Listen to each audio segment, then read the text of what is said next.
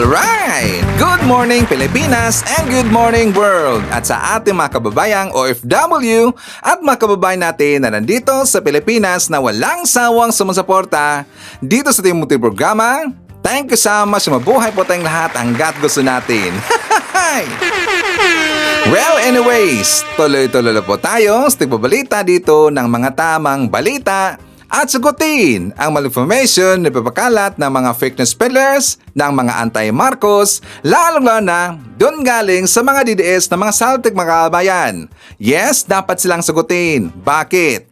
Kasi bagayat sila na lagi pong naninira araw-araw kay BBM at sa Marcos sa may session sa katagal mga kabayan, akala mga paninira, maging totoo yan sa mata ng ibang tao. So dapat silang sagutin kasi ang bagong Pilipinas, bawal po ang mga sinungaling. At siyempre, kasama niyo pa rin si Sir Ivan, ang pinakabulol na vlogger sa balat ng YouTube, pero bibigay sa inyo ng mga totoo at mga preskong balita na kinukuha natin sa tagapitbahay na social media. Sa magandang buhay sa ating lahat mga kabayan and a happy Wednesday sa ating lahat. Okay, so before tayo mag-start mga kabayan, well, syempre, as usual, i-check natin ang ating mga viewers na may maraming comment dyan sa baba sa ating comment section, ang ating pong top 5 commenters. At nandyan sa ating listahan, ang nanguna po, si Alicia. Mayroon siyang 31 na mga comments. Nandyan rin sa Robel Ferrer Official, mayroon siyang 26 na mga comments. Uzay Neti, mayroon siyang 16 na mga comments. Nandyan rin si Moonflower, mayroon siyang 15 na mga comments. And Tess Paraon, mayroon siyang 15, lahat mga comments. Again, thank you so much po sa ating top 5 commenters. At siyempre, pasalamatan natin ating po mga silent viewer at sa ating channel. Thank you so much. At siyempre, pasalamatan po natin ang lahat ng mga viewers na lagi po nag-like, laging nasi-shares ng ating mga videos at doon sa ating mga viewers na subscribe sa ating channel. Thank you so much. At siyempre, pasalamatan natin ang nabigay sa atin ng super thanks or pang snacks si Sir Ivan. Thank you so much kay Vida D. She's watching from USA. Nabigay sa atin ng $10. Thank you so much. At syempre, i-greet natin ating mga suki, mga early birds. Yan ang una sa pag-comment dyan sa baba sa ating comment section. Nandyan sila si Maricruz Hernandez from North Carolina, USA. Euphemia, M.E., Mariano, La Rosa, nandyan rin si Lynn Sudo, Moonflower, Emmy Mapalad, kasama rin natin si Tinkerbell, Annette Aligre, hi sa Joanna Navalta, nandyan rin si Abby Smith, Kuya Ubeth, Roy Impuesto, Wing Morales, Nino Piramo, and hi to Music Kubay. At syempre, hindi rin kalimutan, i-shoutout natin at mga pinalangga na mga legends, ang mga senior citizens. Hello po, kumusta ang lahat? At siyempre, i-greet natin ng happy birthday sa lahat ng mga viewers na nag-birthday ngayong araw. Happy birthday! Okay, so kumusta ang lahat mga kabayan? How are you today? Well, speaking of birthday mga kabayan ko, ngayong araw, birthday rin po ng aking asawa. So kaninang madaling araw, siya aking sinurpresa sa mga kabayan. Siyempre, may dala tayong cake kasi nga birthday. And also, she was very surprised. Bakit si Ivan? Kasi meron pong dalang flower si Sir Ivan. Diba? So bakit siya surprise si Ivan? Kasi ang last time na nagbigay ako sa kanya or nakabigay ko sa kanya ng flower mga kabayan ko, somewhere 2014 yata yon or 2015, hindi pa ho ako OFW mga kabayan. At nandun pa kami sa Cebu City. At saka that time, that is Valentine's Day mga kabayan. So, ngayong araw, yun ang po bumalik after 10 years makabayan. Di ba ang tagal talaga? Ang tagal po nakabigay ulit ng flowers si Ivan sa aking asawa, 10 years. Kasi nga nandun ako sa Saudi makabayan. Tapos every time na magbabakasyon si Ivan dito sa Pilipinas, timing kasi na hindi niya birthday, timer po kasi na hindi hindi Valentine's Day makabayan. So, hindi nakapagbigay ng flowers si Ivan. Until today. Kaya nga, she was very surprised mga kabayan. So, i-greet natin ng happy birthday ang asawa na si Virgie. Happy birthday, Mami. I love you so much. Okay? So, anyways, start mga kabayan. So, una natin pag-uusapan ang mangyayari ngayong araw na expect natin na very init magiging init ang kanilang debate sa gagawin nilang hakbang tungkol dito sa desisyon ng Supreme Court ng Kababayan ang mga senador kasi nga sila ay magdebate ngayong araw.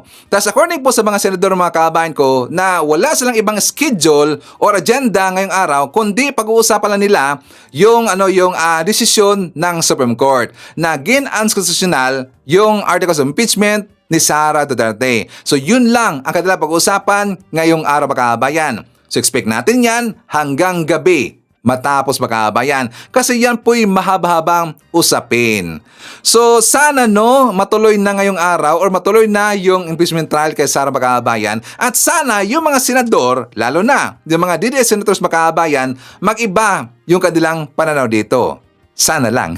Sana lang. Pero siyempre, expect natin yan na talagang gonggong ito mga DDS, ayaw nila ang impeachment trial kay Sara Bakabayan. Ayaw nila yan. So, para po sa dagdag na information, ipapakita ko sa inyo ang Balita Bakabayan. For more details, let's watch this. Mainit na debate ang inaasahan ng ilang senador sa talagayang kaugnay ng desisyon ng Korte Suprema tungkol sa impeachment complaint laban kay Vice President Sara Duterte. Posibleng ang kapalaran ng impeachment laban kay Vice President Sara Duterte. Nakatakdang talakayin ng mga senador at posibleng pagbotohan ang magiging hakbang sa hatol ng Korte Suprema na nagdedeklarang unconstitutional ang impeachment complaint laban sa bise. Ayon kay Senador Erwin Tulfo, may pasya na siya. Kinonsulta rin daw niya ang kapatid na si Senador Raffy Tulfo. Pag dito ka sa kaliwa, magagalit yung sa kanan. Dito ka sa kanan, magagalit yung kaliwa, di ba? So, we just have to make the best out of it and then find a very good explanation why we voted or why I voted and why I made this decision. Subalit may inihain na motion for reconsideration na ang Kamara sa Korte Suprema para baliktarin ang kanilang desisyon. Depende na yung bukas sa I think sa botohan ng mga pag-uusapan sa plenary, and then Senate Supreme Court will change its mind, and then Supreme Court said go ahead with the impeachment trial. Then the Senate will abide down according to our caucus last time.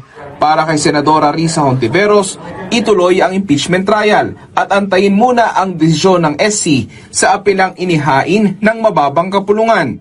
Asahan din daw na may mga argumento siyang ihahain bukas. Si Senador Kiko Pangilinan inihirit na dahil may apela na sana raw ay sa alang-alang ng Korte Suprema ang mungkahi ni retired Chief Justice Artemio Panganiban na maglabas ng isang status quo ante order at magsagawa ng oral arguments. Okay, so yan ang kaabang-abang na mangyayari ngayong araw dyan sa Senado Makabayan. Magkakaroon sila dito ng debate. So sana pakikinggan rin po dito ng mga senador ang hinaing ng mga Pilipino. Kasi kung babalikan natin yung resulta ng survey Makabayan ko, 80% ng mga Pilipino, majority ng mga Pilipino, pabor talaga na ituloy yung impeachment trial dito kay Sara Duterte. Kasi nga, kailangan rin natin malaman ang totoo mga kabayan. Kung talaga ito si Sara ay corrupt or hindi. So dito sa impeachment trial, dito pwedeng malinis ang pangalan ni Sara Duterte mga kabayan. So sana sila ay papayag na ituloy ang trial. And also, since na meron na pong motion for reconsideration na inihain ng Kamara doon sa Supreme Court Makabayan ko, sana mag-iba rin po dito ang pananaw ng taga-Supreme Court. Sana iibahin na nila o i-change nila ang kanilang desisyon Makabayan na ituloy na ang impeachment trial kay Sara Duterte. Okay? So anyways, ipapakita ko po sa inyo ang balita dito sa News 5 na kung saan meron kasi mga sinasabi dito itong si Bato de la Rosa Makabayan. Siyempre, yung si Holy Spirit na si Puncher Boy. For more details, let's watch this. Isinit na debate ang inaasahan sa Senado bukas kung itutuloy pa ba ang impeachment trial ni Vice President Sara Duterte. Jiki, ginawa na raw ng mga senador ang kanilang assignment para nga maging handa sila bukas sa debate. Nakausap ko ang ilang mga senador, for example, sila Senate Minority Leader Tito Soto, Senators Bato de la Rosa, Erwin Tulfo, Joel Villanueva, Win Gatchalian at iba pa. Sinasabi nila, natapos na nilang basahin yung 97 pages na Supreme Court decision. Kaugnayan, Jiki, dun sa pagdeklara ng Korte Suprema na unconstitutional yung articles of impeachment laban kay VP Sara Duterte. Kaya kung ano man daw ang mangyari bukas, gaano man kahaba yung debate at gaano man kainit yan, handa raw sila. Partikular daw ni Senator Bato de la Rosa. Pakinggan natin ang bahagi ng pahayag ni Senator Bato de la Rosa, Jiggy. Binasa ko yung Supreme Court ruling twice. Ilang pages yun? 27, sir. 27, kaso hindi ko lang ma-memorize dahil tanda na ako eh. Ready na ako. Hindi naman ako nagmamagaling-galingan. At sa tingin mo, Mayan, sa paghahanda nila ay abutin ng gabi itong debate kaugnay ng impeachment trial? Jiggy, yung mga nakausap nating senador, yan talagang pinaghahandaan nila na magiging mahaba yung debate bukas. Kasi expectations dyan, Jiggy, kada isang senador, ilalabas yung kanyang argumento, sakaling mauwi yan sa botohan, kada isang senador, mag-e-explain naman kung bakit yun ang boto niya. So, bukod sa debate, yung explanation of votes, yun talaga yung medyo magpapahaba dyan. Pero, yun nga, sa kakampi ni VP Sara Duterte dito sa Senado, na sa Senator Bato de la Rosa, para sa kanya, hindi na kailangan ng debate para resolbahin ang issue.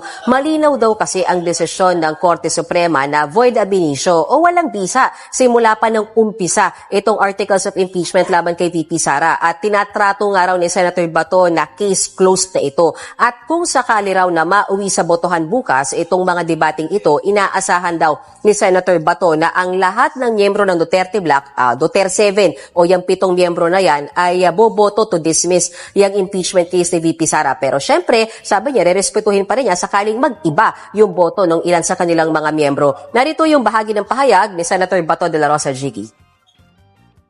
Para sa akin there's no need for debates.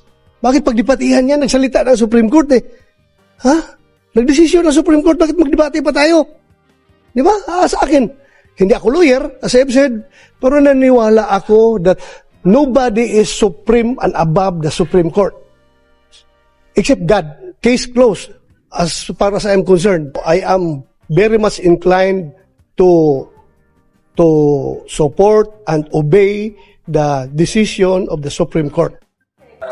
Ang neophyte senator naman na si Senator Erwin Tulfo, ine-expect din daw isang heated debate talaga bukas, lalo na raw sa pagitan ng kampo nila Senator Risa Hontiveros. Yung kampo nila Senator Risa, yung naniniwala at nagigiit na dapat tuloy yung impeachment trial, lalo't may motion for reconsideration pang nakahain mula sa Kamara papunta sa Korte Suprema. So pagitan ng kampo nila Senator Risa at ng kampo naman ng Duterte Bloc na sinasabing gusto na nila ipadismiss yung impeachment case na yan, Jiggy. At Mayan, paano yung motion for recon na inihain ng Kamara sa Korte Suprema? Anong pananaw ng Senado dyan?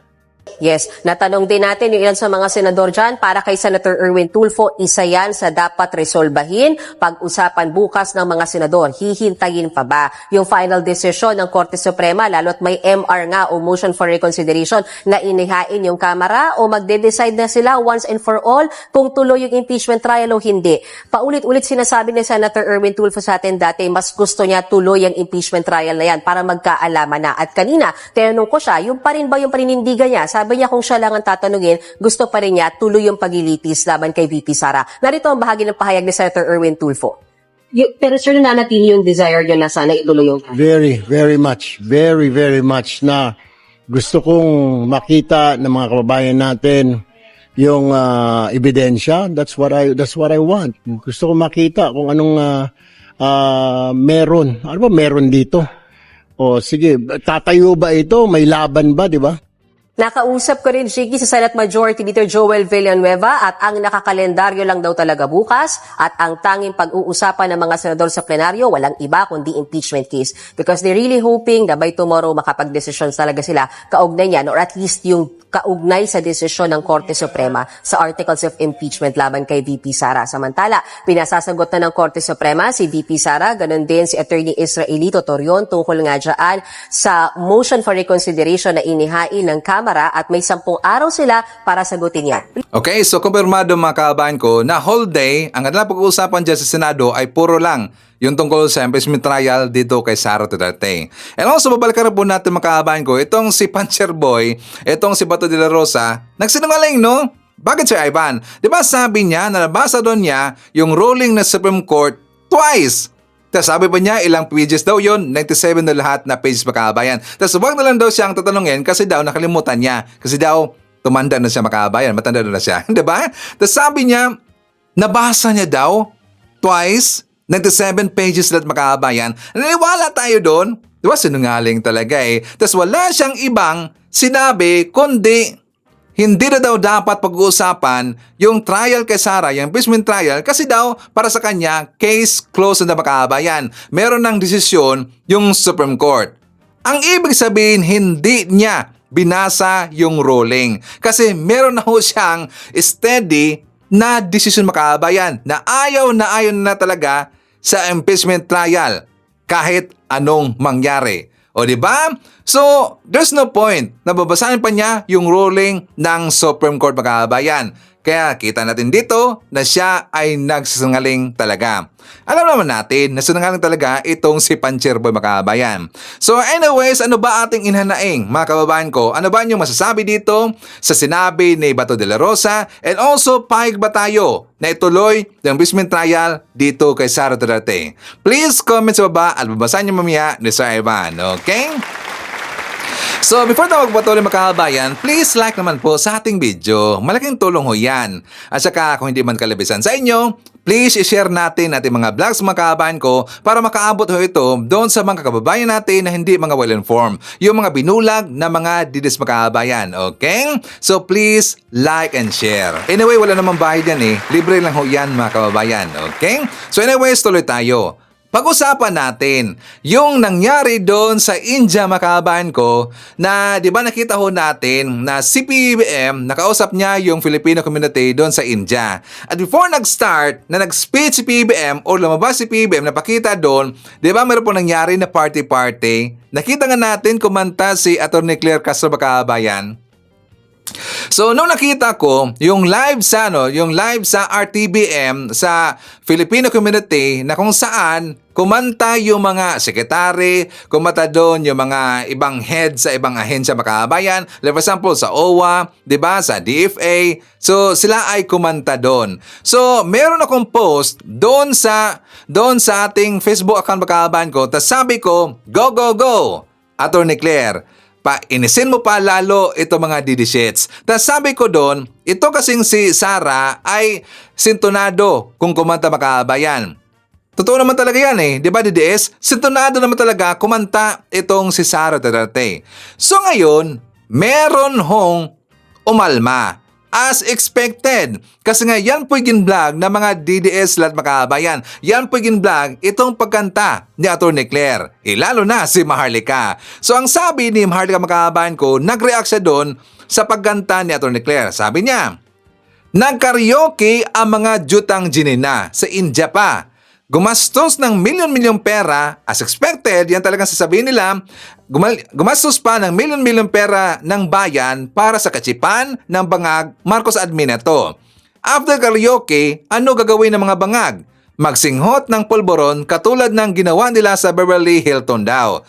Sana nga suminghot na silang lahat at magurgor katulad ni Paulo, nyawa ng mga kabayan.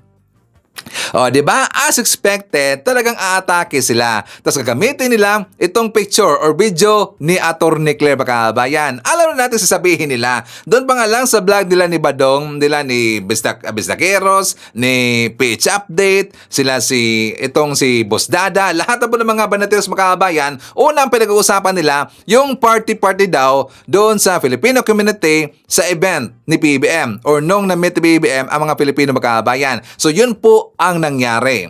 'Di ba? Ang ganda pala, ang galing pala kumanta ni Atty. Claire Bacabayan. Tas alam niyo ba na before po nung nag-start nga pala sa vlogging itong si Atty. Claire, ang una niyang content Bacabayan ko, kasi tinignan ko yan, ginresearch ko yan sa kanyang account Bacabayan, ang una niya palang mga content dyan ay kumanta siya Bacabayan. Yes, yun po ang halos lahat ng kanyang intro sa kanyang content nung siya ay nag-start Bacabayan 5 years ago. Siya lang ay kumanta sa kanyang YouTube account. Siguro after po siya ay na-monetize, doon na po siya nag-start sa kanyang content na tungkol dito sa kanyang pagdibang sa mga ginagawa na mga didis Bacabayan, di ba? Magaling naman pala kumanta si Atty. Claire, no? Pero itong si Sara Duterte, Aside pa ho doon sa isa niyang video makabayan, aside pa ho doon, kasi di ba ipinakita ko na yan dito, di ba ipinakita ho yan sa Ivan dito, yung kumanta si Sara sa bar makabayan, di ba sintonado talaga, parang yung mic na yata yung nahiya sa kanya makabayan eh. Di ba sintonado talaga eh. Tapos meron siyang bago. Ito ay post ni Kit na Makabayan. Siya ay kumanta pa rin ho doon sa bar siguro yan, if not mistaken. Di ba? Ang kanta niya, ang pinatuloy niya sa pagkanta itong kanyang kasama na singer Makabayan. Siguro, feeling niya na parang sintonado talaga eh. Parang hindi kaya talaga eh. Diba? So, siya nang nahiya dito. So, ang pinatuloy niya, ang kanyang kasama na singer Makabayan. Diba, DDS, itong sinasabi niya sa Ivan, sintonado yang si Sara Duterte. Pati ang utak, sintonado rin. Ay, hindi sintonado, sinto rin. Diba? Ang daming nawindang sa nangyari doon sa India Makabayan sa Filipino community. Alam na natin yan. Yan talaga ang kalangban ng Makabayan. At gagamitin naman yan, paninira nila kay PBM. So, bakit ko napag-usapan si Atty. Claire Makabayan? Kasi ito'y related. Diba meron pong sinabi si former Senator Trillanes tungkol dito kay Atty. Leni Robredo Makabayan. Diba? Mga pinklawan, mga dilawan, I am very sure na aware kayo. Tungkol doon sa sinabi ni Trillanes na daw kung si Leni Robredo daw yung naging presidente Makabayan, hindi daw papayag si Leni na ipapadala ito si Digong doon sa ICC Makabayan. Kasi daw, meron dang malalim na pagkakaibigan itong si Sara at saka si Leni Robredo Makabayan. Di ba yan po'y very very viral ngayon? Ang daming nagulat eh. Meron palang daw according kay Trillanes, na meron dang malalim na pagkakaibigan itong si Leni Robredo at saka itong si Sara Duterte Makabayan. At before natin dagdagan po ng ating reaction at saka analysis Makabayan, ipapakita ko muna sa inyo itong balita galing sa News 5. For more details, let's watch this. May siniwalat si dating Senador Antonio Trillanes tungkol sa anyay malalim na pagkakaibigan ni na VP Sara at dating Vice President Leni Robredo. Kaya naniniwala si Trillanes na hindi si Robredo ang dapat ilaban sa mga Duterte sa 2028 presidential elections. Kung si dating Vice President at ngayon Naga City Mayor Leni Robredo raw ang nanalong presidente noong 2022 elections, malamang ay hindi nito ibibigay si dating Pangulong Rodrigo Duterte sa International Criminal Court. Yan ang sinabi ni dating Senador Antonio Trillanes IV sa panayam sa kanya sa programang StoryCon ng One News. Sinabi raw yan sa kanya ni Mayor Leni noong nakaraang eleksyon. Bukod sa dating bise, ayaw din daw ni Senator Bam Aquino sa ICC. Sinabi nila na ang position nila sa ICC ay hindi nila i-recognize yung jurisdiction at hindi nila ibibigay si Digong sa ICC kung naging presidente si Leni. Nire-request yan sa akin nila Bam Aquino na baka daw kung pwede daw i-delay yung pag-issue ng arrest warrant kay Digong dahil baka daw makakaapekto sa kandidatura nila. Sabi pa ni Trillanes, kailangan daw ang manalong presidente sa 2028 elections ay kayang mapanagot ang mga Duterte. At ang nakikita raw niyang pinakamalakas na kandidato ay si Senator Risa Hontiveros. Hindi raw si Mayor Leni na may malalim daw na pagkakaibigan kay VP Sara. Sa 2028, I'm not inclined to support Leni because magkaalyado at magkaibigan sila ni Sara Duterte. How deep does this friendship go, do you think? Up to now, si Mayor Leni has yet to say anything about the impeachment trial of Sara Duterte. Alam mo, malakas na boses yan, pero she's quiet. Wala pang komento rito sina Mayor Leni, Senator Bam at VP Sara. Okay, so itatanong natin dito sa mga pinklawan or mga dilawan Makabay na mga viewers natin kasi hindi yan masasagol si Ivan. Tungkol doon, kung totoo ba talaga na meron pong malalim na pagkakaibigan at saka itong si Leni Robredo at saka itong si Sara Duterte Makabayan. Totoo ba yan mga pinklawan? Please comment sa baba, babasahin mamaya ni Sir Ivan.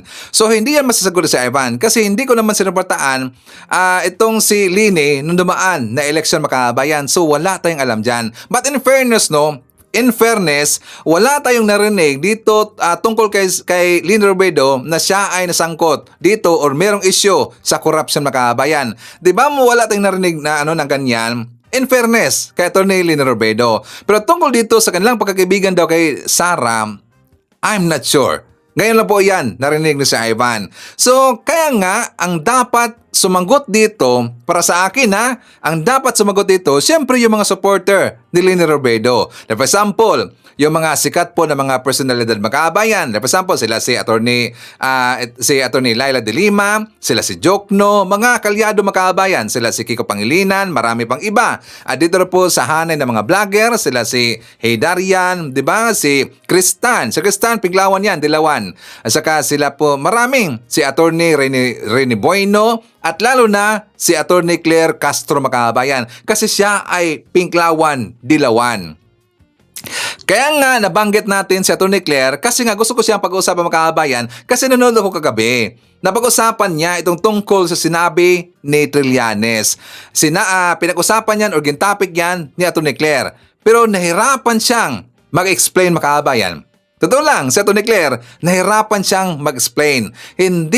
Parang hindi ako kontento doon sa explanation ni Atty. Claire tungkol doon kay Trillanes. Kasi sa kanya, siguro lang sa tingin ko lang, hindi siya aware makabayan kung magkaibigan ba talaga itong si Leni at saka si Sara Duterte. At saka, totoo ba yung sinabi ni Trillanes na hindi papayag si Leni Robredo na ipapadala niya sa ICC itong si Digong?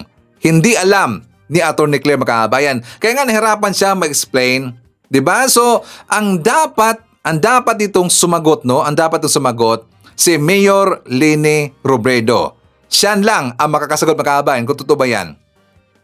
O siyempre, yung mga kalyado niya na mga matagal na talagang supporter niya mga kababayan, for example, doon po sa mga binanggit ko ng mga pangalan, yung mga senador, yung congressman, ng mga Pinglawan, Dilawan, at saka yung mga matagal talaga at saka solidong supporter ni Leni Robredo. Sila ang makakasagot dito. Maraming ang nagulat makabayan. Tapos papansin nyo, no, yung mga vlogger ngayon na mga Dilawan, Pinklawan, nagkaanuhan nagkaiba-iba ang kanilang mga pananaw dito ang iba nagalit kay Trillanes, ang iba naman po yung mga sinasabi tungkol dito kay Leni Robredo at saka kay Sara. Kasi siyempre, ayaw ng mga Pinklawan, Dilawan na magkatotoo yung sinabi ni Trillanes na daw magkaibigan si Leni Robredo at saka itong si Sara Duterte makabayan. Ayaw nila kasi yan po ay napansin ko sa mga vlogger po na mga Dilawan makabayan. Ayaw nila itong si Sara Duterte. Okay? So anyways, before tayo magpapatuloy makabayan, siyempre isatap na natin ating mga viewers. Nandyan po sila si Ninita O'Malley. Hi to Olivia Lopigaleg from UK. Hi to Teresita Bihasa from New York, USA. Nandyan rin si Milagros Marter, Adelina Camitok, Elsie Adaman. Nandyan rin kasama natin si Lito Bungalan at saka shoutout sa Bungalan family na nandyan sa Muntinlupa City. Hi to Jovi Montero, Teodolfo Velasco, Rosemary Baldos Bader, Sherry Joy Glanida. Nandyan rin si Shirley Risman, Nelly Usalbo. Kasama rin natin si Sir Jaime Garcia, Derek Erwina Argilias, and Derek William Mayo. Okay? So mga kababayan ko, meron na po tayong babalikan. Ano na si Ivan? Naalala niyo ba that is somewhere in July yata yun, 2022 makabayan, na meron pong in-interview itong si Aiko Melendez na isang manghuhula makabayan. Yung si Jovi Vargas, nalalaban natin yan. Tapos meron siyang nabanggit doon makabayan ko na nangyari talaga. Kasi itong time na to, this is somewhere July, kakaupo pa lang ni PBM bilang presidente makabayan. Tapos meron na siya kaagad na prediction na babae ang maninira or sisira kay PBM. Tas meron ba siyang binanggit dito tungkol kay Amy Marcos makabayan? Nagkatotoo ang kanyang prediction. For more details, let's watch this. Kay President Bongbong Marcos. Naalala ko, Yun ang magandang katanungan kung ano yung mangyayari sa pagiging pagkaupo niya. No?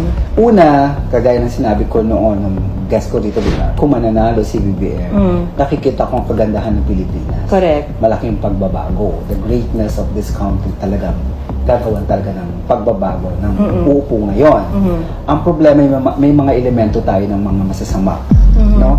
Patuloy kong nakikita ang pag-iingat mula sa isang babae, isang personalidad ng isang babae na meron rin isang lalaki. So, hindi natin mawawala yan sa elemento ng politiko na meron talagang gagawa ng kasiraan. Hanapan ng butas, hanapan ng paraan upang siya tanggalin. No? Pero I hope hindi magtagumpay. No? Yun ang dapat gawan ng paraan ngayon na nakaupo na maging maingat. Kasi ang talagang plano naman talaga ng bagong gobyerno ngayon is unity, magkaisa. At lahat kung itong gobyernong ito ay magkakaisa mula sa mga mabubuting gawain nila, talagang magandang malaking pagbabago ang mangyayari sa Pilipinas. Swerte ang mga yung mga susunod na henerasyon. Sa akin, maaari ko pang makita yon. Mula sa kanyang ginawa, yung kasunod, parang nagtuloy-tuloy. So madadaig natin ang iba pang mga Asian country. Sana magkamali ako na wag sanang mangyari. Wag sana mangyari yung elementong masasama. Kasi meron talaga ako nakikitang gagawa ng paraan upang Destabilize bigyan ng issue ang Presidente Bongbong Marcos upang siya tanggalin.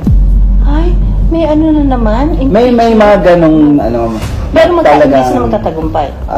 Alam ko malulusutan niya kasi meron na siyang nalusutan eh. Tama. Natatandaan mo na Disqualification cases niya.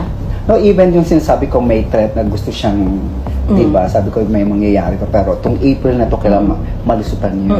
Doon nakaligtas siya noon. Sabihin, yung malas na mangyayari yung hindi nagtagumpay.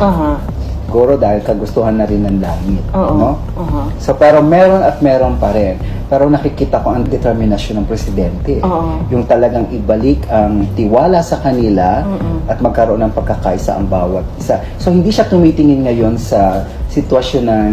Kasi dalawang klase ng politika sa atin, di ba? Yung naglalaban, yung dilawan, o ano man. Pinklawan. Oo, pinklawan. Ngayon, ang gusto niya ngayon, i-avoid na yung mga issue na yun, isang tabi muna, halika tayo magtulungan muna. Kung ano talaga, yun yung sinasabi kong unity. Which is yun ang maganda sa plano nito. At nasa likod nito, ang isang tagumpay rin ng kanyang kapatid. Sa tulong nito, magtutulungan sila nito, itong babaeng kapatid na to. Okay, so yung interview kay Joby Vargas Makabayan dito kay Aiko Melendez, that is after po pagkakaupo. Ilang weeks pa lang pagkakaupo ni PBBM sa pwesto bilang isang presidente. At yan kaagad ang kanyang prediction Makabayan. 'Di ba may nangyayari na nakatotoo na meron talagang babae na gustong manira kay PBBM para matanggal siya sa pwesto Makabayan. Meron dang babae, meron dang lalaki. Ang ibig sabihin dito, ang babae na yan po si Sara Duterte Makabayan. Walang iba.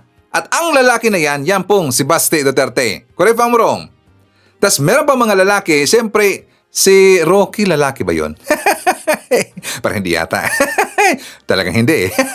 So hindi yun si Rocky. Talaga sa nakikita ko dito, ang naninira dito kay PBBM para tanggalin siya sa pwesto, itong si Basti at itong si Sara Duterte Makabayan. O di ba nagkatotoo talaga? Tas yung intro po na kanyang sinabi na si PBBM talagang gaganda ang Pilipinas Makabayan sa pamumuno ni PBBM. Doon, tama talaga. Kasi nga kung papansinin natin ang nangyari ngayon Makabayan, tingnan yung ekonomiya natin. 'Di ba? Unti-unti nang gumaganda. Tas dito rin po, ramdam na natin yung pagbaba ng inflation rate, yung pagbaba ng mga presyo ng mga bilihin, lalo na ang presyo ng bigas Makabayan. 'Di ba? Unti-unti na pong bumaba yung presyo ng bigas.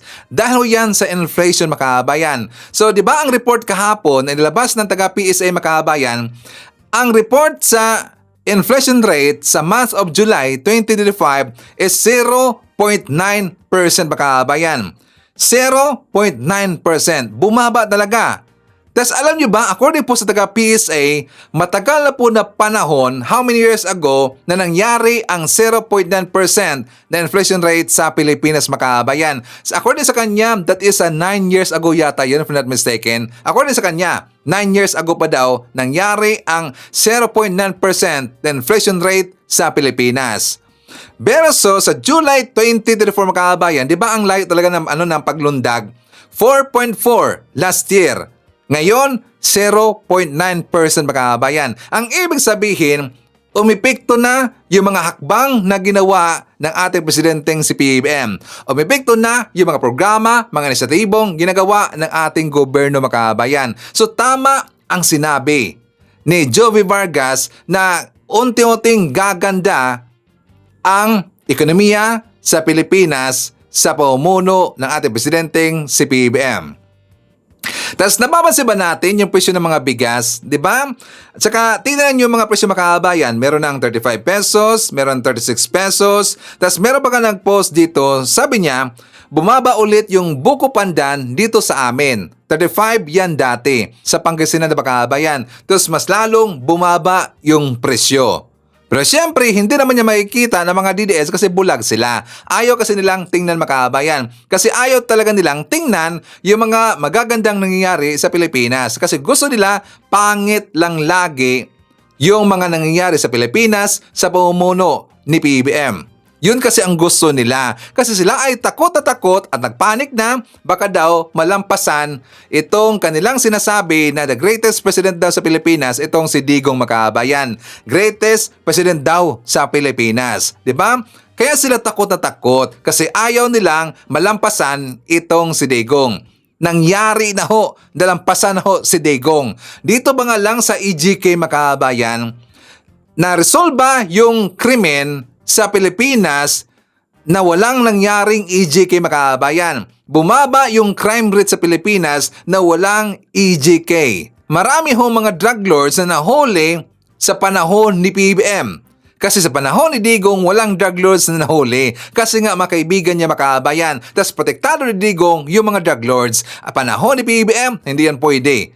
Hinuhuli lahat na mga drug lords. Hindi lang ho yan mga low level ho na mga tulak, makabayan. Talagang kilala ho na mga drug lords, 'di ba? Included yung kapatid ni Michael Yang, makabayan. O 'di ba? Napakalayo ho.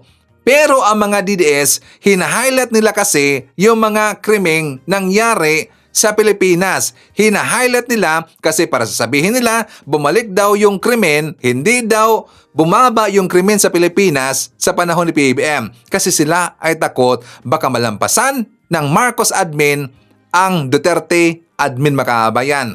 Matagal na hong nalampasan itong si Digong. Hindi lang kasi kayang tanggapin ng mga DDS, makabayan. Correct if I'm wrong, mga DDS. O, diba? So anyways, makaban ko, i-shout mo na natin. Nandyan po si Tinkerbell, Haitsu Leoncio Jr. Kaga, nandyan rin si Abing Sulet, Felma Cabato, Josephine Gallego, nandyan rin si Tony de los Reyes, Evelyn Garcia, Monet Borromeo. I-shoutout natin si Filipina, May Dunes, Leonora Kismorio, nandyan rin si Terby, Nenita Floro, Haitsu Dax Colvara from Partido Camarines Sur, nandyan rin si Margie and Haitsu Raimunda Dizon. Mga kababayan ko, ipapakita ko sa inyo itong vlog ni Palerista. Kasi pumunta sila the other day doon sa flood control projects na kung saan talagang merong problema, makabayan. Itong flood control projects ito, masasabi talaga natin na ito ay nagiging parang disposable, makabayan, na proyekto. Kasi merong korupsyon na nangyari. Ito ang ating ibig sabihin. So, andito tayo ngayon sa may barangay Kandating, ha? Ito nakikita nyo, ito yung sample na sinasabi ni PBBM na flood control. Tapos niya sa kontraktor. Ayan dyan ang kontraktor. Tawagin ko. Kailan po natapos? Kailan po natapos Yung una po, 2023. So under warranty nung masira. Sira siya 2024. Opo. So, inulit ng contractor, niredo niya. Tapos pala siya ng 2022. Tapos nasira. Overtop na po lang. Under warranty po siya Pero kanya. under warranty niya. Hindi naman gano'n, no? May warranty. Ma'am, siya kayo po siya. Hello, good afternoon. Anong pangalan mo? Anong pangalan ng kumpanya mo? Oh, ano nangyari dito, sir? Ha? Collapse naman yung bagay tubig. Last year pa po. Kaya nga. So, nirepair po namin yung dyan. Oh, bakit nag-collapse? Ano, mali ba ang plan natin? Dito namin, sumunod lang po kami sa plano. Sumunod kayo sa plano ng ano, pinabid nyo. Ng DPWA. Sa district po ata. Oo. Tapos, nung lumakas yung ulan, Hindi po, yung pong lumaki po yung tubig ng ilog. Pagbaba po ng tubig, nasaturate yung tambak mo dito. So after ano na po yan, 1 year na po. after 1 year na. Oo. Hindi naman po ng kasunod yung ginagawa ko. After 1 year. Tapos na, kumbaga completed na yung project. Yung kontrata tapos na. O, di ba? Yan ang mangyayari sa projects mga kababayan ko kapag merong korupsyon. Di ba? Palpak, parang nagiging disposable kasi nga merong korupsyon. Na instead, ibubuhos nila lahat yung budget doon sa project kasi anong nangyari, naghatian lahat. So, ang makukuha na lang para sa gagawing project mga kababayan, konting budget na lang. Kaya ang mangyayari dito, yung kontraktor, syempre, ibabase na lang niya kung makano yung budget mga kababayan. So, ang mangyayari dito, disposable na. Substandard na ang pagkakagawa mga kababayan. So, yan ang mangyayari sa mga projects sa gobyerno kapag merong korupsyong nangyari mga kababayan. At yan na po'y inimbestigahan na lahat. Dapat managot ang kontraktor mga kababayan. Kasi nga isipin nyo, no, 2023 natapos yung proyekto. After 1 year, nasira yung project mga kababayan. Nasira kaagad in just 1 year yung flood control project. Ibig sabihin, may korupsyong nangyari. May kalukuhang nangyari mga kababayan. At dapat managot dyan yung kontraktor, pati rin po ang kanilang kontak dyan sa loob ng DPWH mga kababayan. Ang daming buhaya So yan po'y inibisigahan na ngayon. So mga kababayan ko, ipapakita ko po sa inyo ang vlog ni Mike Abbey. For more details, let's watch this. Sana po magkaroon talaga ng closure na ibig sabihin merong kinasuhan, may makukulong sa graft in corruption. Kasi ngayon pinag-uusapan po yung mga insertion, flood control project, at pangungumisyon daw po ng mga politiko. So kaya nga binuo yung may bago ng chairman yung Committee on Public Account. Sa katauhan ni Congressman Terry Ridon ay mag-iimbestiga rito dahil sabi po ng Kongreso, seryoso sila na palakasin ang lahat ng investigasyon sa magitan po ng in aid of legislation at oversight function ng Kongreso. Yan na may trabaho nila para ho sa mga ginagawa ng gobyerno. Okay, so maganda pagkakataon. Alam niyo, isa po sa mga nag-expose ng katiwalian sa korupsyon ay si Mayor Benji Magalong ng Baguio City. At sinasabi ho ni Congressman Ridon na siyang chairman ng komiteng mag-iimbestiga, dapat maglabas ng ebidensya at dapat tumarap itong si Magalong. Pero mukhang yung hamon ay tinanggap. Pakinggan niyo itong report na ito. Kanyang impormasyon ay galing sa mga matitinong mambabatas sa Kamara. Pero aminado ang alkalde na magiging pahirapan ang pagkalap ng ebidensya dahil wala naman umanong mga pinipirmahan ng mga sinasabing politikong may kickback sa mga flood control project. Talagang mahirap mag-imbestiga na may determine mo yung link with the politicians. Kasi nga karamihan dyan wala nang pinipirmahan. Pero kung magsasalita yung contractor, kasi makikita mo kagad doon pa lang sa ebidensya, documents, tapos pupuntahan mo yung lugar, makikita mo talaga. Tama yung sinabi ni Presidente. Yung iba palpak, iba guni-guni lang, iba gumuho na. Katulad lang din ang binanggit ni Senator Ping Lacson sa DZRH, naniniwala si Magalong na dapat magkaroon ng independent investigating body para matiyak na hindi na sanitized ang resulta ng investigasyon. Siguro kung maniniwala ako kung yung mga matitino ang mag-iimbestiga.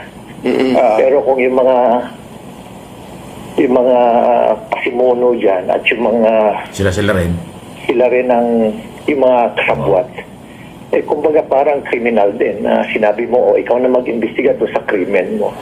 Kaugnay nito, nag-vote Grabe, no? So, ayan. Alam nyo, retired General Magalong yan bago naging mayor ng Baguio City. So, thank you. Alam nyo, nagpumutok at pinag-uusapan ito sa lahat ng mga traditional media. Ito hong mga nangyayaring ito. Ang issue kasi yung pagdududa sa investigasyon, yung katapatan na magiging neutral. Kasi ang sinasabi ni Mayor Magalong, mga congressman ang nakapatong ng 30-20% sa mga project. Tapos ngayon, congressman din na mag-iimbestiga. So, pagdudahan mo talaga. Pero katulad po ng aking sinabi at nataging topic na sa nakaraang mga video natin, ang commission audit kasi, ang COA kasi, medyo mabagal. Ang COA dapat kasi nag-iingay tungkol sa ganito na budget ang pinag-uusapan dahil sila po yung merong responsibilidad tungkol sa pera ng bayan kung tamang nagagamit or kung saan ginamit. Yan ang trabaho nila mag-audit. Sila yung merong kapabilidad, alamin, tingnan saan ba ginagastos ang pera ng mamamayang Pilipino. Diyan sa mga budget na yung pinag-uusapan, local or national o maging sa mga korporasyon ng pamahalaan. COA pa rin. Ang problema, sobrang tahimik ng COA, hindi ko alam kung anong ginagawa nila. Ito lang, matagal lang pinag-uusapang insertion, komisyon ng mga politiko sa project. Tama yung sinabi ni Mayor Magalong, dating pulis Parang gumawa ka ng krimen, tapos ikaw rin yung mag-iimbestiga. Paano nga naman na resulta? Kongreso mag-iimbestiga, kapwa congressman ang iimbestigahan, so magdi-deny lang yan. Kaya dapat independent body, dapat ang COA, Commission on Audit. Parang takot yata itong COA, wala tayong nabalita ang tapang itong mga ito Paano pa naging Commission on Audit na siyang merong otoridad, kapangyarihang i-audit ang budget bago i-release kung saan ginagamit ng mga kinaukulan sa pamahalaan. Yun po yun So asahan natin pag congressman na mag-iimbestiga kung anumang committee yan, tulad ng Committee on Public Account or Blue Ribbon Committee, o sa Senado naman Blue Ribbon Committee, sila rin. Sila yung suspect sa insertion. Sila ang suspect sa flood control project. Sila yung sinasabi ni Mayor Magalong na nangungumisyon. Tapos sila rin ang mag-iimbestiga. Ang aabuti natin dito, konsumisyon sa resulta. Pasintabi na po. Ngayon ang malaking hamon sa ating mga politiko. Kayo ba'y kapanipaniwala sa inyong gagawing investigasyon? Katanggap-tanggap ba ang inyong gagawing investigasyon? Magiging neutral ba kahit na si Congressman Ridon na bata pa at siyang ginawang chairman ng Committee on Public Account? Siyempre, susunod din lang yan sa Speaker at majority, yung coalition ng Congress. Pag hindi yan sumunod sa kagustuhan ng mga yan, pag naiipit ni mga congressman, baka matanggal pa yung chairman. Ganun yun. Tama, merong kapangyarihan ang Kongreso in aid of legislation at oversight function tungkol sa pag-iimbestiga. Pero nga ang masakit dito, kung kayo yung suspect kayo yung pinaghihinalaan na nangungumisyon, tapos kayo pa rin yung mag-iimbestiga, ano nga naman mangyayari doon? Tama nga si Mayor Magalong. Yan ang nakakalungkot. Ewan ko. Ang titindi ng ating batas, meron tayong plunder law, meron tayong grappling corruption na batas na pwedeng paggamitan. Pero ang problema wala talagang nakakukulong, napaparusahan ng malaking tao. Kung minakulong man ang mga dating pangulo, nakakawala Nabibigyan pa nga ng pardon, nakakawala pa. Pag nagkasakit, pinakakawalan, house arrest, hospital arrest. Yan po yung mga drama Punong-puno tayo ng drama, hindi katulad sa ibang bansa. Kahit prime minister ka, kahit sekretary ka ng malalaking departamento sa kanila, basta involved pera, iimbestigahan ka, kukulong ka, kukumpiskahin nila ang kayamanan. Katulad nangyari siya sa prime minister ng Malaysia. Di ba? Yung dating prime minister. Hinuli, kinasuhan, niraid yung bahay, nakumpiskay maraming pera, naging ebidensya yun, kulong ng 10 taon hanggang 12 taon. Ang bilis ng paglilitis sa kanila. Sa atin, malungkot talaga kaya malayo pa. Nangingibabaw at nagtatagumpay ang abusado sa pananalapi ng bayan. Abusado sa kapangyarihan. At ang isang problema natin, pasintabi na sa mga Marcos loyalists at supporters, masyadong mabait si Pangulong Marcos. Yung kanyang kabaitan, inabuso na. Patuloy na aabusuhin. Dapat magbago ang ating Pangulo. Gamitan na niya ng kamay na bakal. Gamitan niya ng matapang na liderato. Kung gusto niyang mawala ang korupsyon. Siya na yung umamin na mayroong korupsyon. Guni-guni lang yung project. SOP. For the boys. Kickback. Commission. Di ba yun nga yung korupsyon? Sa kanya nang galing, hindi chismis yan, hindi fake news yan. Yung pag-amin ng Pangulo sa ulat sa bayan, State of the Nation Address, napakalakas na ebidensya nun. Kaya nga, ang sabi niya ay ipapublish. So ang aking ang hamon, Mr. President, hindi sapat ang ipublish na kilalang taong bayan kung sino yan. Dapat kasuhan at ipakulong. Sana, Mr. President, magpakulong ka ng mga politikong malalaking tao na sangkot yan sa sinasabi mong SOP, for the boys, kickback, korupsyon sa flood control at iba pang project ng gobyerno. Yan po ang pinakamalaking legacy, pinakamalaking accomplishment mo bago matapos ang iyong term kung makapagpapakulong ka ng mga nasa gobyerno. Congressman man yan, or senador, or cabinet secretary, or mga engineer ng pamahalaan. Gawin mo, Mr. President. Diyan may papakita mo ang matapang na liderato. Yes, dapat lang talaga na may managot at saka may makulong na korap na opisyal mga kabayan. Kasi kawawa ho tayo, kawawa ang taong bayan. Hindi aangat ang bansang Pilipinas hanggang nadyan yung mga buaya sa ating gobyerno mga kabayan. At dapat managot rin itong mga kontraktor. At pwede silang gawin na witness or magiging whistleblower mga kabayan. Kasi sila dito, yung mga kapagturo kung sino yung mga taong binigyan nila ng komisyon, binigyan nila ng kickback or for the boys makabayan. Ang mga kontraktor ang makapagturo niyan kung sino yung korap na mga official makabayan. Okay? So anyways, for tayo. Siyempre, ipapakita natin dito yung mga good news natin. Ipapakita natin dito sa mga DDS kung ano yung mga lakad ng ating presidente, kung ano yung mga inisyatibong ginagawa ng ating gobyerno, at kung ano yung mga improvements na nangyari sa bansang Pilipinas. For more details, let's watch this. Nailagdaan na ni Pangulong Ferdinand R. Marcos Jr. ang Government Optimization Act na magpapabilis sa paghatid ng serbisyo ng pamahalaan.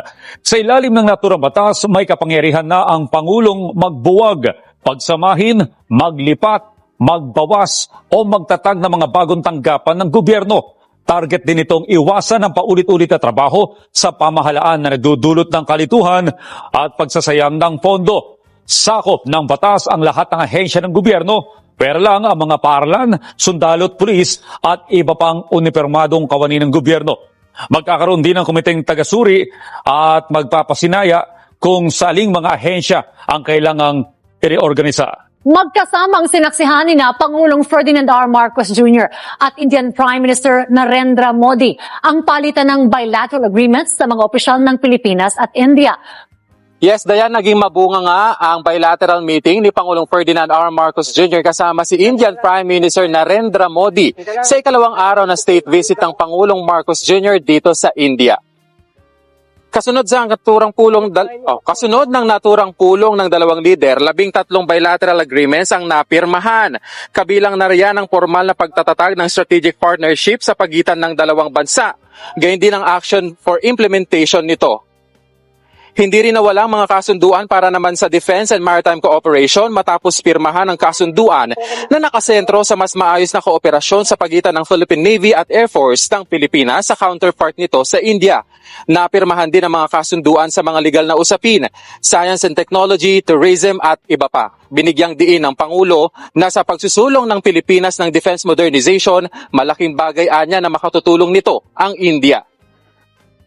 We express satisfaction over the rapid pace of the Philippines' ongoing defense modernization and the expanding capabilities and footprint of India's indigenous defense industry as a partner in this undertaking, exemplified by our BrahMos project. We concur that we should be accompanied with intensified dialogue and exchanges between our defense establishments. So we have agreed to establish mechanisms for service-to-service talks, for information sharing and training exchanges amongst our militaries. We will foster naval and coast guard interoperability via port calls, in cooperative activities and capacity building in the maritime domain. Daya nagkasundo rin daw ang Pangulo at ang Prime Minister na magtutulungan para sa pagsusulong ng malaya at mapayapang Indo-Pacific region. Prime Minister Modi and I have committed to bring our collaboration to bear on shared concerns, a free, open and inclusive Indo-Pacific region, security and rule of law in the maritime commons, supply chain resilience, food security, countering terrorism, and other traditional and non-traditional threats. Napag-usapan din ng dalawang lider ang pagtatatag ng ekonomiya, people-to-people ties, gayon din ang turismo. Tiniyak naman ng pamunuan ng India na mananatiling kaibigan nito ang Pilipinas. Excellency, India and the Philippines are friends by choice and partners by destiny. From the Indian Ocean to the Pacific, we are united by shared values. Our is not just a friendship of the past, it is a promise to the future. Maraming salamat po. Alas 9 kaninang umaga, Dayan, oras dito sa India, nang gawaran ng ceremonial welcome si Pangulong Marcos Jr. sa Rashtrapati Bhavan na siyang presidential residence ng Indian President. Nagtungo din ang Presidente at First Lady Liza Marcos sa Rajghat para maglagak naman ng bulaklak sa naturang lugar kung saan nakahimlay si Mahatma Gandhi. Dayan, alas 7 ng gabi, oras dito sa India, nakatakdang magpulong si Pangulong Marcos at si Indian President Draupadi Murmu. Bumagal ang inflation rate noong Hulyo ayon po yan sa Philippine Statistics Authority.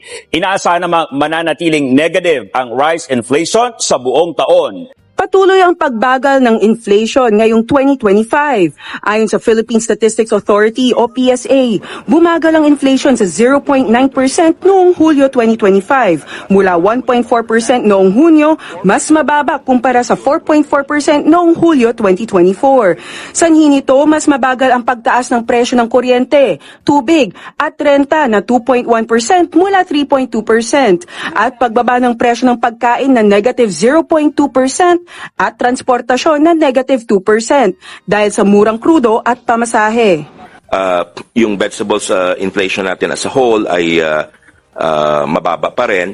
But we saw sa National Capital Region, particularly nung second half ng July, may mga adjustment na tayo na pag-akyat doon sa certain vegetable items. Bagsak presyo rin ng bigas ng 18.2% mula 50 pesos and 90 centavos noong Hulyo 2024 sa 41 pesos and 31 centavos ngayong Hulyo 2025. So yung ating first regular milled rice nitong July, ang average price per kilo niya ay nasa 41 pesos and 31 centavos. Compared July last year na ito ay nasa 50 pesos and 90 centavos. Kaya malaki talaga yung ating pagbaba ng presyo dito sa regular milled. Yung year-on-year na reduction niya ay negative 18.2%. Inaasahang mananatiling negatibo ang rice inflation sa buong taon. Iminungkahi naman ng Department of Agriculture o DA ang unti-unting pagtaas ng taripa sa imported rice mula 15% hanggang 35% upang balansehin ang interes ng mga mamimili at magsasaka. Kasi gusto natin din, again, magkaroon ng balancing action para sa kapakanan ng ating mga magsasaka at sa kapakanan ng ating mga consumers. At timing din, huling datos ng PSA, record din na 15.9 negative yung inflation. Deflation na to sa presyo ng bigas. Dagdag pa ni De Mesa, sapat ang supply ng bigas na aabot ng 2.5 million metric tons ng imported rice sa panahon ng anihan.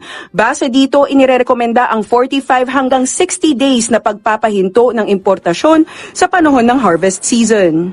Napakarami ng pumasok na import, 2.5 million metric tons na bigas. Plus record harvest tayo ng palay first semester.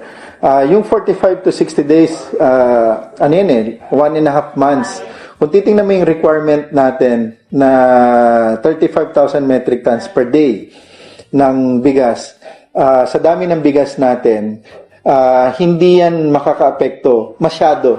Ramdam naman ang ginhawa ng mga mamimili tulad ng mga senior citizens na sina Lola Neri Villamor mula Quezon City at Nanay Lucia Aguinaldo mula Bulacan na bumaba ang gastusin sa pagkain mula 1,500 to 2,000 pesos sa 1,000 pesos na lang kada linggo.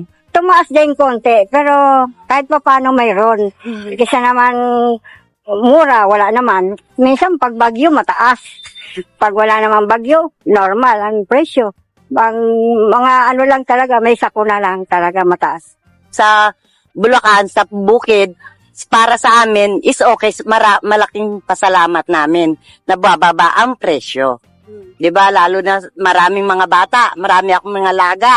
Yung budget is okay na yon. Pinuri ni na Lola Neri at Aling Lucia ang pagbaba ng presyo at paglaganap ng 20 pesos na bigas. Mas abot kaya na ang pagkain sa Eastern Visayas, Northern Mindanao, Davao, Soc-Sargen at BARM. Sa NCR naman, bumaba ang inflation sa 1.7% at 1% sa labas ng NCR. Okay, so kasama rin natin si Lolo Benito, nandyan rin si Mens ni Yaka Nolpes, ni Nita Umale, Samantha Joey, isyadat natin si Johanna Toiler, Agida Kunanan, Gorgunya Angala from Hong Kong. Nandyan rin si Jackie Lynn, Stras Vlog, Chico Jerry Cabreros, Sally Abuan Mills, hi to Selisa Moises. Nandyan rin si Lick File Raktabga Joplo, hi to Namnama Jakalni Digay. Kasama rin natin si Testa Maluan, Merna Borromeo, Wing Morales, Ruth LG, Elmer Pinaranda, hi to Bewley Binaventura, Annabel Hoson, Josie Duluza. Kasama rin natin si Faye Mushkila, Milagros Banes, JRN, Vikay Iscarlan, hi to Homer Ko. Shoutout natin si Sandy Yang Edongkies, Melanie Valencia, Marites Malubay, Lorna Urbanueva, hi to Lori Lim, Datwali TRD Sticker, Percy Shalana, Alicia Lick, Elsa Hoffman, Sherlan, Martin Nakashima, and hi to Helda Baldobino Pita. Okay, so mga kababayan ko, yan natin manakalap na mga balita ngayong araw. Kung nakabot ka po sa portion na to, sana nakapag-like na ho tayo. Libre po mag-share. Libre din na mag-subscribe. Again, maraming salamat sa mga viewers na hindi nag-skip ng ating mga commercials. Thank you so much. At before natin tatapusin ang ating programa ngayong araw, sana sabayan nyo si Sir Ivan para sa ating live messaging prayer. Panginoon ko, salamat po sa pagbibigay mo sa akin ng kapayapaan at biyaya. Panginoon, naway samahan mo po akong lumakad. Gabayan ako sa lahat ng katotohanan at bigyan mo po ako ng lakas sa aking kahinaan, pag-asa sa aking pagkabigo at kagalakan sa aking pasakit. Ano man ang mangyari sa buhay, mangyaring hayaan akong maunawaan ang iyong mga intensyon sa likod nito. Hindi sisihin o mamaliing hintindihin ka at maniwala na dapat mayroong iyong perpektong plano sa likod nito. Ngayong araw, nais kong hanapin ang iyong mukha sa aking buhay at magsalita at kumilos ayon sa iyong kalooban upang luwalhatiin ang iyong pangalan. Idinadalangin ko ito sa pangalan natin Panginoong Jesucristo. Amen. So maraming salamat mga kababayan, and I hope to see you again on my next video. Yeah.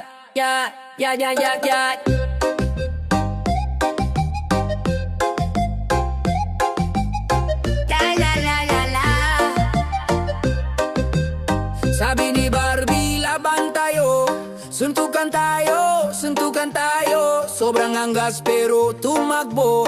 Baklang ito, Destiny rocket, bading na mapangi, parehas malandi, parehas ugali. Hindi sila gudeng, sila'y mangga badeng.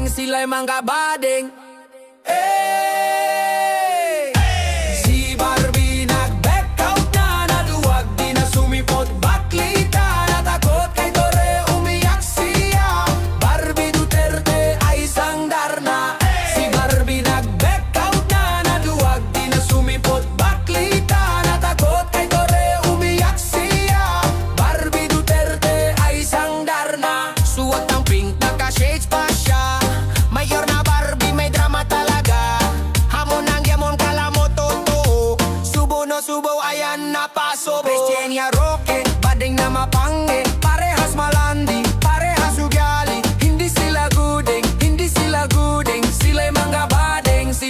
mga bading. Hey! Si Barbie nag-back out na, naduwag di na sumipot baklita. Takot kay Tore, umiyak siya. Barbie Duterte ay sangdar na. Si Barbie nag-back out na, naduwag di na sumipot baklita. Takot kay Tore, umiyak siya. Barbie Duterte ay sangdar na.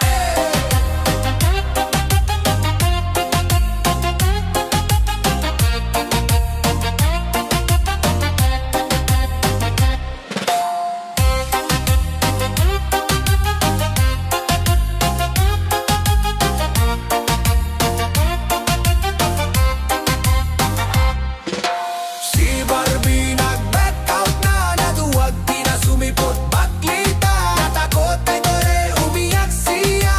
Barbie Duterte ay sangdar na. Si Barbie nag-back out na, naduwag di na sumipot baklita. Takot kay Tore, umiyak siya. Barbie Duterte ay sangdar na. Bestia mi Roque, badin na mapanghe. Parehas malandi, parehas ugali. Hindi sila gudeng, hindi sila gudeng. Sila'y mga bading, sila'y mga bading. Barbie, Barbie, nasaan ka na? Boxing ring o magpaparlor ba? Di mo ba alam ikaw ang naggamot? Dapat handa ka baklang demon. Barbie, Barbie, nasaan ka na? Boxing ring o magpaparlor ba? Di mo ba alam ikaw ang naggamot? Dapat handa ka baklang demon. Barbie, Barbie, nasaan ka na? Boxing ring o magpaparlor ba? Di mo ba alam ikaw ang naggamot? Dapat handa ka baklang demon. Barbie, Barbie, nasaan ka na?